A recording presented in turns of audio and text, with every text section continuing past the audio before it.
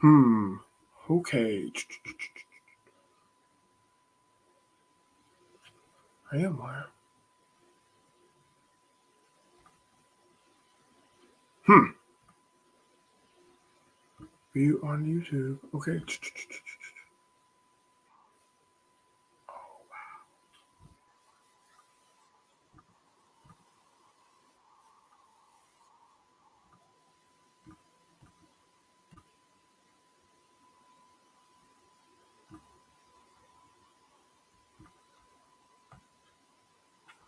Well, I hope nobody can see this.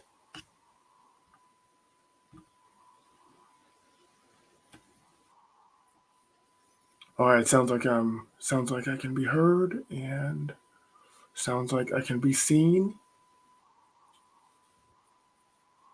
Okay. Enough of that. Okay. Wow. Look at all that. How interesting.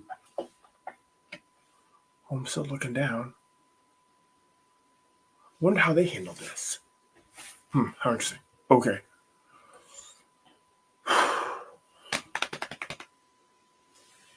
What do you think?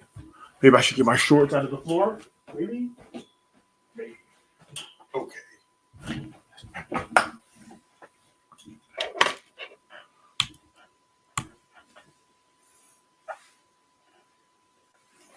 Since somebody's here. Just drink a big shot of water.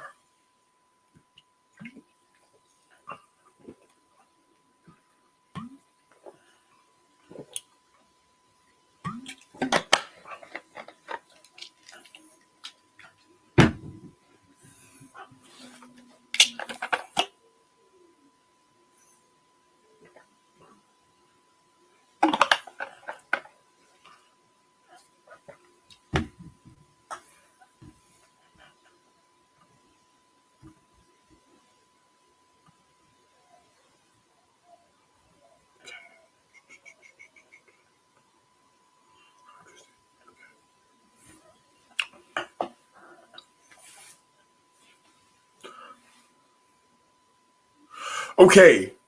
All right. Well, thank you everybody for coming. This is a Know Your Rights seminar. This is the exact same seminar that I presented to the Tarrant County Law Bar Association, and they enjoyed it. And I decided that I was going to use it as a way to test my StreamYard skills and get my information out there. So thank you for coming. If you're listening to this later or you're watching it later, then thank you for watching it later. My name is Jeremy Gordon, and I'm a lawyer in the Dallas-Fort Worth area. I practice state and federal criminal defense. I handle state and federal criminal defense. I handle federal criminal defense on a post-trial level, which essentially means that I help people get their sentences reduced or I help people get their sentences lowered in some fashion. I also handle state criminal defense in Dallas County, in Ellis County, in Denton County, and several other counties in the Metroplex area. Wanted to take a little bit of time to explain what it means to know and understand your criminal rights.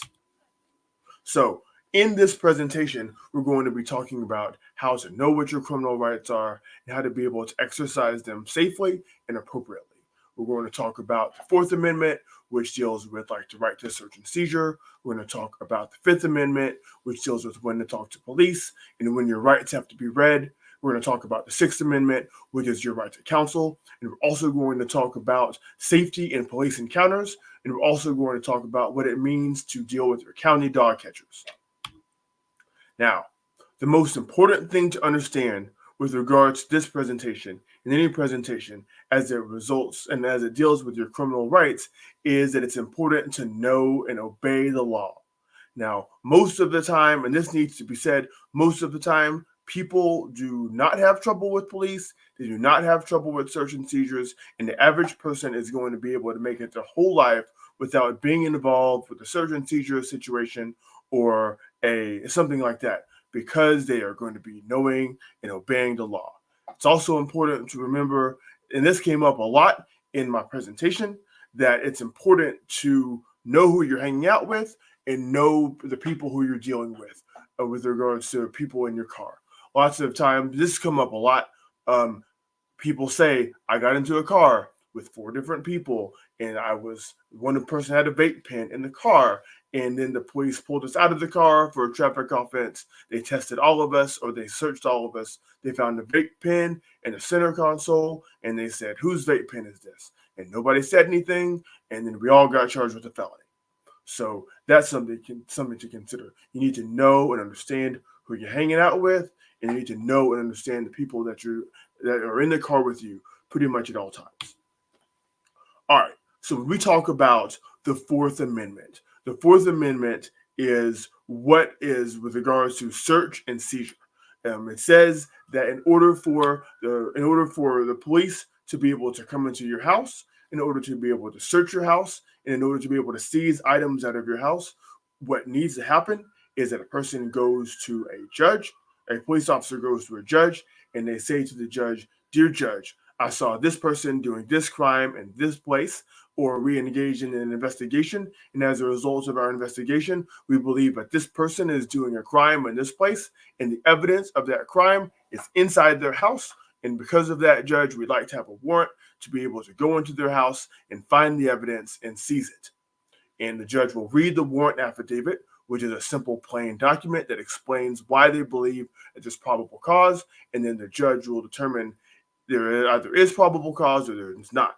If a judge determines that there's not probable cause, then they might be able to go back and write more things in their warrant requirement in order to establish that, or they might have to continue their investigation.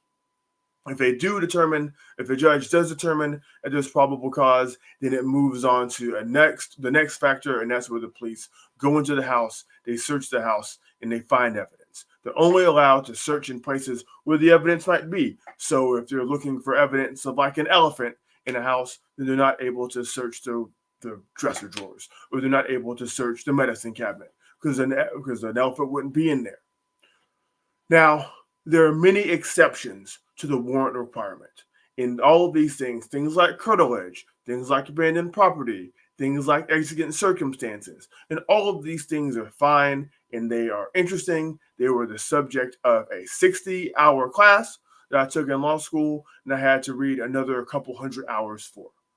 All of these things are fascinating, but it's important to remember that the exception to the warrant requirement that you have the most control over is consent.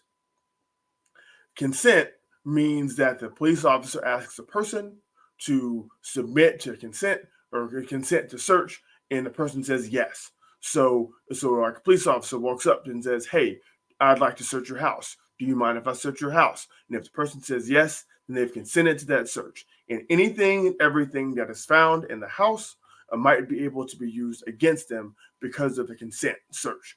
And another way that you can look at this is with regards to a car. If the police officers are driving around and they think that there's evidence of a crime being committed in the car in front of them, then they might pull the car over for some other thing, like a traffic violation, and then ask the person, do you mind if I search your car? If the person says yes, and they consent to search, then anything that's found inside the car might be able to be used against them. Now, it's important to note that with regards to search and seizure, a person does not have to consent to search. You do not have to consent to search. You do not have to consent to search. Now, I believe that people consent to search because of different reasons. Maybe they don't know that they can't consent. Maybe they don't believe that they consent. Maybe they're afraid of a police officer. I gave this presentation to the Tarrant County Bar Association, and one such person said, "Well, maybe I'm trying to throw the police off my scent. And I'm trying to confuse the police by giving them consent to search." And I was like, that's a bold move, Cotton. Hope it works out. But there are different reasons, like fear, like a lack of understanding. And I personally believe that these things happen so fast that a person might not realize that they're giving consent. Or by the time that they realize that they've given consent, they have given up more information than they wanted to. And they're in a situation where they can't take it back, or they believe that they can't take it back. You don't have to consent to search. For police officers asking you to search for consent to search, and you can say, "You know what, officer? No thanks." Now, with regards to searches of persons are a little bit different than searches of property. a search of a person. It can happen when a police officer believes that there is criminal activity that might be afoot. If that happens, and the police officer is allowed to briefly stop the suspicious person and make reasonable inquiries aimed at confirming or dispelling the officer's suspicions. This is what's referred to as stop and frisk. Like the seminal case that deals with this was some people back in like the 60s and 70s that were walking around the joint, and the police officers believed that they were casing the joint. And as a result of that, the police officers were able to do a light pat down of the outer clothing. And if anything was found that might be obviously incriminating, then that would be available to be used against them. This is what's referred to as stop and frisk. And if something like this happens, then it's important to be cool. Because at this point, be cool and don't respond, don't react, don't yell, and don't fight with regards to the police officer. You can refuse to consent, and then it's up to the police officer later on to prove what they did to you is legal, and the methods that they use to search you would be legal. Now, searches of cars are different than searches of houses. And the reason for that is because there is a reduced right of privacy with regards to cars. And that is because it is believed that the evidence that is in the car might be able to drive off, might be able to move away. By the time that the police officer goes to the judge and asks for a warrant and types out a warrant affidavit, and then gives it to the judge, and the judge reviews it, the evidence might have driven off and the evidence might have been destroyed. And for this reason, police have a little bit more leeway and there's a reduced right of privacy with regards to searches of a car. This also means that there are other tools that can be used in order for the police to search cars and look for evidence. Things such as search as incident to arrest.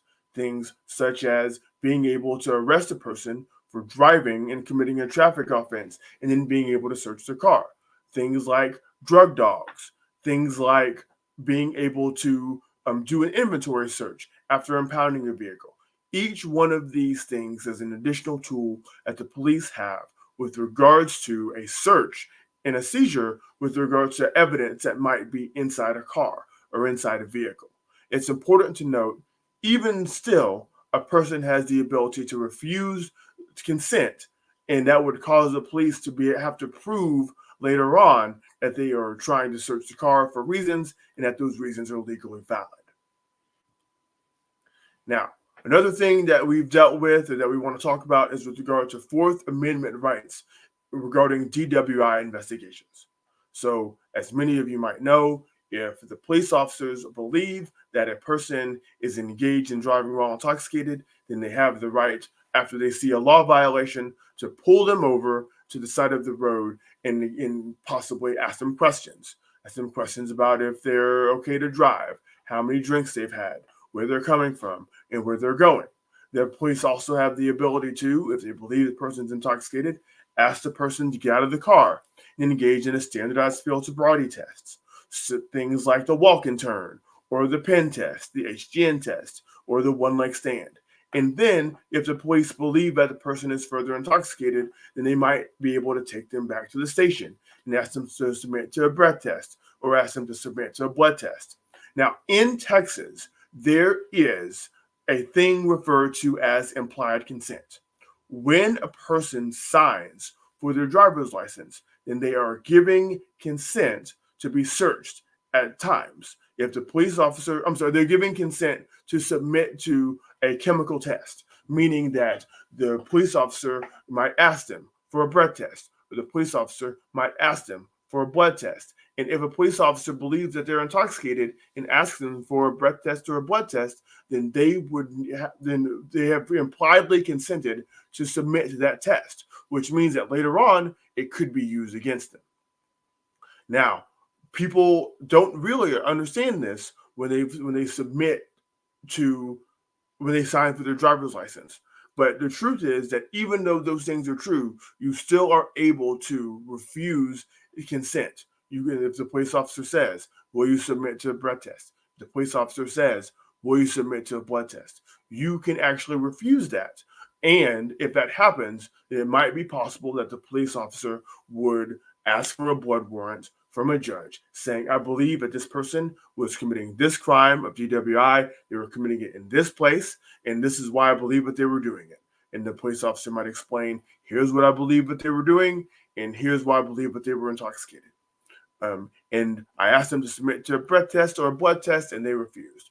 If the judge believes all of that, then the judge can sign the warrant. And if the judge signs the warrant, then the police might be able to take you to a hospital or such place and take your blood from you. Now, even though all that's true, and these sorts of things are referred to as either no refusal weekend or blood draw weekends, it matters as to where you are as to whether this is going to happen. So certain places might be able to do it only on the weekends or only on special weekends. Back when I was a prosecutor in the past, they only had the ability to do it maybe on New Year's or on Halloween or on Christmas, special times where they had special resources in order to be able to do this.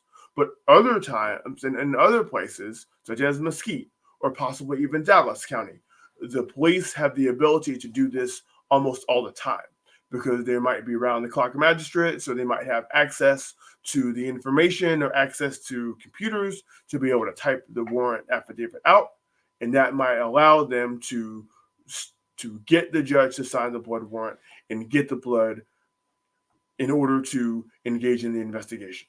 Now, the police officers do this because they believe that the evidence of the crime is inside the person, that meaning the blood, alcohol content that they have inside of them. And then they might use something called retrograde extrapolation, which is basically science and math, in order to determine what was this person's blood alcohol content at the time of driving. Now, what does all this mean? First of all, if you have the ability to get a cab or a Lyft or an Uber or whoever, public ride or whatever, then please do it. But second of all, if you are able to, you can still go on ahead and refuse the tests. You can refuse the standardized field sobriety tests, and you can refuse the blood test or the breath test. If the police officer still persists and goes to get a blood warrant, then those things can be challenged in court. And this leads to an idea that I want to talk about over this presentation, that being short-term versus long-term. Now, the police might be able to get your blood, or they might be able to search your car or search your house. But then over the long term, you would be able to go back and challenge that in court. You would be able to file a motion to suppress the warrant, a motion to suppress the search, or a motion to suppress the blood draw. You would be able to file all those things in court later on. But what it also means with regards to a DWI investigation is that you need to, A, be cool, because you're being observed at each and every point in the DWI investigation. You're being observed by the police officer. If the police officer is observing your eyes, or the police officer is observing your breath, or they're observing your driving, or they're observing how you appear to the police officer. All those things are things that can come up later on. If a person is thrashing about or flailing about when they are submitting to their breath test or submitting to their blood test, or a warrant is being executed against them, and they're getting their blood taken out, then all those things could be used by the police officer. First of all, the police officer might see them, but second of all, the police officer might have their video camera on, their body cam, and all of those things might cause them to see what's happening. So, in short, be careful and be cool. Get an Uber if at all possible. Now, with regards to exercising your Fourth Amendment right, it's important to remember that you have the right to not allow the police in when they ask to come into your house. It's important to remember that you don't have to consent to search. Now, you can exercise this safely by saying, I don't consent. You can exercise it safely by asking to see the warrant. If you have a Ring camera or some sort of doorbell camera, if the police are coming to your house, then you can just, not answer the door. And then you need to be careful on how you look on body cams. Now, in Texas, if you believe that the evidence against you was illegally obtained, you can file a motion to suppress, but you can also file what's referred to as a 3823 charge in state court. And that would be a portion of the jury charge where the jury just says, we believe that this person had this evidence taken against them and it was unlawful. And if the judge believes that it's unlawful, then, or if the jury believes it's unlawful, then it can be, the jury can disregard it. The jury can disregard the evidence as part of their investigation. All right. Now, the next thing that we're going to talk about is your rights under the Fifth Amendment. Now, there are lots of things that the Fifth Amendment covers. The Fifth Amendment covers the requirement for a grand jury indictment before you can be convicted of a felony, the right against double jeopardy, the need to have engaged in due process, and no private property taken without just compensation.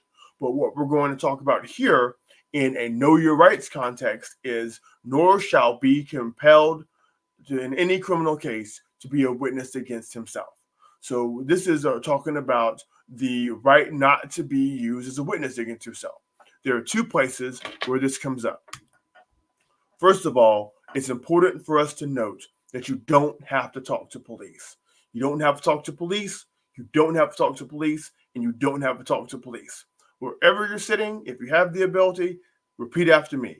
I do not have to talk to police. And this is true whether you're guilty of a crime, whether they think you've done a crime, whether you've done nothing wrong, or even if you're a nice person. You don't have to talk to the police. Now, with regards to Miranda rights, most people know Miranda rights from TV. And Law and Order, they're watching Law and Order. Around the first half of the episode, once it draws to a close, they think that they have a suspect in mind, and they read the person their Miranda rights. They say, you have the right to remain silent, you have the right to an attorney, you have anything that you say can be used against you in a court of law. You know, if you don't have an attorney, one will be appointed for you. Now, a lot of people call me and they say, well, Jeremy, the police officer arrested me. They didn't read me their rights, and then they put me in the back of the car. They never asked me any questions. Well, what's interesting is that Miranda rights only need to be given before custodial interrogations, okay? Custodial interrogations. Custody, meaning that the person is not free to leave, and interrogation, meaning questions that are likely to elicit an incriminating response. Now, if there is not a custodial interrogation, if there's not custody, and there's not interrogation, then Miranda does not apply, and the Miranda rights do not have to be given. Now, what that means is that if you're not free to leave, if you are free to leave, and the police officer is asking you questions, and you answer them, then that's not subject to Miranda, and those things can be used against you. If the police officer is not asking you questions that are likely to elicit an incriminating response, and you just blurt it out, then that is not subject to Miranda. And those things can be used against you in the future. Now, when we talk about Miranda rights, we've talked about how they're only to be given before custodial interrogations. Now, there are other types of contact with the police, such as an officer walking their beat, and like Officer Friendly walks up to a group of people and says, "Hey, can I ask you some questions?" That might be referred to as a consensual encounter. Or if the police officer is engaged in an investigation and they're asking questions of a person, but they went into their house and they asked the person questions. That's something different from a custodial interrogation. There is a continuum between a consensual encounter and a custodial interrogation. And there's a wide range there, and whether or not something is actually part of a custodial interrogation is a lovely question for law school. It's a lovely question for the bar, but it's not necessarily something that you need to be worried about because you don't have to talk to the police. The best way to handle this is to not talk to the police at all, because all of these things of it was a custodial interrogation or it wasn't. These are nice law school questions, but when you're in the middle of something, then you might not want to give up any information at all. Now, Fifth Amendment rights also have a place in court. Not only are they things that a person has the right not to testify against himself out in the public or in the context of a custodial interrogation, but they also have the right not to testify against themselves in court. In law school, this was like a question that was on the bar. There's a question and they say, Your Honor, at this time, the prosecution calls the defendant. They were the only person who was there, who's alive, so they're the only one that knows what happened. And that's always objectionable. The prosecution does not have the ability to call the defendant as a witness against himself. Now, if a person is, and we'll get into this in a little bit later, but a person does not have to testify at all. If you're accused of a crime, and you're a criminal defendant, then you don't have to testify. You don't have to testify. You don't have to talk to the police, and you don't have to testify. And in the context of a criminal case or the context of a trial, the prosecution can't use that against you. If you don't call yourself as a witness and you don't testify against yourself, then the prosecution can't say, members of the jury, look at him. He didn't even testify in his own defense. That's how you know he's guilty. That can't be used. Can't be used. Now, a defendant's refusal to testify is a little bit different from refusing to submit to the standardized field sobriety tests. That's a little bit different, and the refusal to submit to the field sobriety tests or the chemical tests can be used against you at least in Texas. All right, so lots of times people get this sort of thing. They get this sort of question of why talk? Why not talk if you have nothing to hide? And to me, this is a question of, can you actually prove your innocence? Can you actually prove that you didn't do anything wrong? If a police officer is asking you questions and you're innocent or you didn't do anything wrong, are you actually going to be able to prove that to the police officer? Or have they already made their mind up before they started talking to you?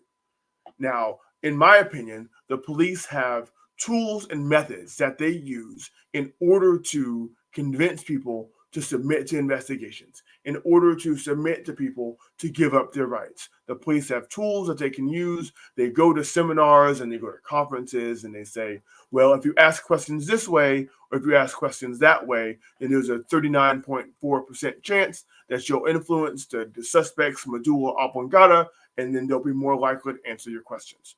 Those things, I think, exist, and those things are out there. There's really no reason to talk to the police, and you can look at the amount of false impressions of the amount of false confessions that are given, and you can look at the false convictions as a reason not to talk to the police. All right, now with regards to safely asserting your Fifth Amendment rights, it's important to remember that you have to speak up. You have to speak up to assert your Fifth Amendment rights. Silence is not enough. And there are cases that say that. It's also important that you not talk to the police after you assert your right to remain silent. Because if you talk to the police, ask you questions, you say, I'd like to assert my right to remain silent, and then you reinitiate contact with the police, or you start talking to the police again, then what you say to them can be used against you. It's also true that the police can reinitiate contact with you after a short while. If a police officer is asking you questions, you can ask them, officer, am I free to leave? And if the officer says you're free to leave, then it's okay for you to just leave. It's okay for you to say, you know what, I'm not going to do this. I'm not going to talk to you. I'm going to get out of here. No thanks. I wish to exert my right to remain silent. And since I'm free to leave, I'm out of here. Now, it's important to remember that the better move is to ask for an attorney, because when your person asks for an attorney, then by law, all questioning has to cease until an attorney has been provided for them. And lastly, Texas does have criteria and rules about when a person's statement or when a person's confession can be used against them in the context of a trial. All right. The next thing is the Sixth Amendment. The Sixth Amendment gives somebody the right to a speedy trial.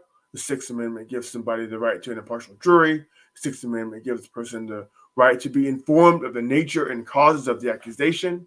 But most importantly, the Sixth Amendment, as for this presentation, gives somebody the ability to have the right to counsel. Now, the right to counsel is broken up into two things. First of all, the right to counsel applies during questioning. If a person is being questioned by police, then they have the ability to say, I want a lawyer. I wish to exert my right to counsel. I want a lawyer, and I'm not asking any more questions until I have a lawyer. Now, if a person exerts their right to, if the person exercises their right to counsel, then all questioning against them has to cease until a lawyer has been provided for them. This is different from exercising your right to silence in the Fifth Amendment, where they can reinitiate after some amount of time. Now, a person also has the right to counsel during court proceedings. Now, if a person does not exercise their right to counsel, then the court can provide them with a lawyer. It's important that you not talk to the prosecutor without a lawyer. A long time ago, I was working as a prosecutor in a small county, and while I was there, the judge in the county would go up to people who didn't have lawyers and say, you can either take a reset to get a lawyer, or you can go talk to the prosecutors and see if the prosecutors are willing to work this out with you, and if so, for what. And sometimes people would come up to me and they would say, I'd like to talk to y'all and see what y'all are talking about on my case. And I hated talking to them because I did not want for them to slip up and admit something to me that they did not want to do or that they should not do, because I knew that could possibly come back against them in the future. Now, an accused person can also represent themselves in a trial. This would be referred to as proceeding pro se. They do have the ability to do that, but there are serious concerns with it. After a while, you can just determine that it's not a good idea. The judge has to admonish them, and they would be subject to the rules of procedure and the rules of evidence, with the same that everybody else is. They might be able to get what's referred to as standby counsel, but sometimes if they want to represent themselves, then they'll just get up there and they'll represent themselves. Now, I said that I was going to talk about safety with regards to police encounters. It's important to note that if you want to be safe during police encounters, it's important to have your hands on the wheel. It's important to have your ID ready. If you have a firearm or a firearm license, then let the officer know, and to roll your windows down. Now, when I was driving in the past, I had a concealed handgun license. And this concealed handgun license was a prosecutor's license. It allowed me to take my gun into places where a normal person would not. When I would get pulled over, I would have my driver's license out, and I would also have my concealed handgun license out. And I would show those things to the police officer. I also would tell the police officer, I have a concealed handgun license. An officer, I have my concealed handgun. It's in the glove box. Would you like me to get it, or shall I get it for you? And you'd also tell the police officer it has bullets either in the chamber or in the chamber or in the clip or something like that. I don't carry that firearm anymore, but in the past I carried it, and I would tell the police officer what was going on with it. It's important to remember as well to be polite. You're not going to win your argument on the side of the road if you don't believe that the police officer is correct, and you're not going to be able to say, actually, officer, no, I wasn't. And then the police officer will be like, all right, well, since you say so, see you later. All right, this came up a lot during the police encounters talk and the police encounters questions that I asked online. People asked, what should I do if my son is disabled? Or what should I do if I have a disabled child? And I was able to find these mental health resources. You can dial 988 instead of 911. There are crisis lines. And if you do have to dial 911, maybe it's important to let the officer know that it's a mental health emergency. And this might cause them to ask different questions. And this might cause them to dispatch a different person. People also asked, under what circumstances do I have to show my ID? If a person is driving a car in Texas and the police officer believes that they have committed a law violation, then they might ask them to show their ID. Other than that, you don't have to show your ID in Texas unless you're under arrest for a lawful drug offense. And if you don't show it at that time, then it might be a further crime. Lastly, I want to talk a little bit about county dog catchers. There are some low-level elected persons that have a large or even outsized effect on criminal justice matters. People like the district attorney, people like the state attorney general, people like the mayor, people like the sheriff. I'm not telling you who to vote for. in New York City, the amount of stop and frisks drastically went up in the 2000s. And this is a function of the police, and this is a function of the mayor or the city council, the people that elect the police, or the people that select the police officers in places where they're selected. So this means that it would be wise for you to know that. It would be wise for you to remember that when you're going there and then exercising your votes. All right. Well, that's it. Thank you for allowing me to make this presentation. If there's any questions, leave a comment. Thank you.